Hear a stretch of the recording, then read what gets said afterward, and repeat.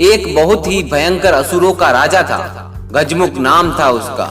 वह बहुत ही शक्तिशाली और धनवान बनना चाहता था। वह साथ ही सभी देवी देवताओं को अपने वश में भी करना चाहता था। इसलिए हमेशा भगवान शिव से वरदान के लिए तपस्या करता रहता था। शिव जी से वरदान पाने के लिए वह अपना राज्य छोड़कर जंगल में जाकर रहने लगा और शिव जी से वरदान प्राप्त करने के लिए बिना पानी पिए, बिना भोजन खाए रात दिन तपस्या करने लगा। साल बीत गए। शिव जी उसके अपार तप को देखकर बहुत प्रभावित हो गए और शिव जी उसके सामने प्रकट हुए। शिव जी ने खुश होकर उसे दैविक शक्तियां प्रदान की, जिससे वह बहुत शक्तिशाली बन गया, बहुत ताकतवर बन गया। उसकी सबसे बड़ी ताकत वह थी जो शिव जी ने उसे प्रदान की, वह यह थी कि उसे किसी भी शस्त्र से नहीं मारा जा सकता। असुर गजमुख को अपनी शक्तियों पर गर्व हो गया था, उसे अपनी शक्तियों पर घमंड हो गया था। वह अपनी शक्तियों का दुरुपयोग करने लगा और देवी देवताओं पर आक्रमण करने लगा।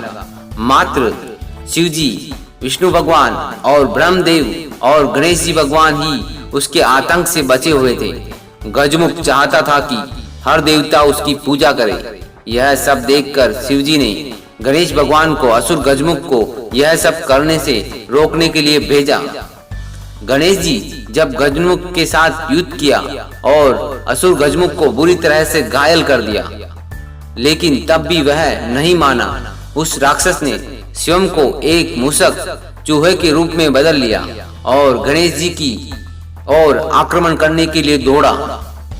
जैसे ही वह गणेश जी के पास आक्रमण के लिए पहुंचा, गणेश जी कूदकर उसके ऊपर बैठ गए और गणेश जी ने गजमुख को अपने जीवन भर के लिए मूस में बदल दिया।